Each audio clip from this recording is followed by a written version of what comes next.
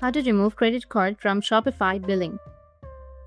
So if you want to remove credit card from your Shopify billing, then what you need to do is first you need to open up your Shopify and make sure that you've logged into your account.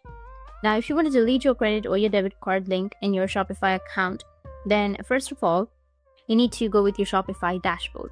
After logging in, you will have your dashboard like this. You need to go with the settings, which will be on the bottom left corner. After that, you need to go with the billing section right here. So if your card is linked, you would see your card information right here with the option to replace it, but not to delete it. In order to remove the card, there is only one way, which is to deactivate your store, meaning that you have to go to a plan. So in my case, I'm using a trial.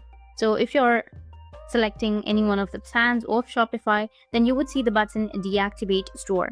You can just simply click on it and the card should be deactivated or unlinked. But before that, make sure to go with your apps and channels and make sure to unlink every app that you have a subscription in. After that, go one by one and just install it, and that's it. And if you have any questions, feel free to comment below. Thanks for watching.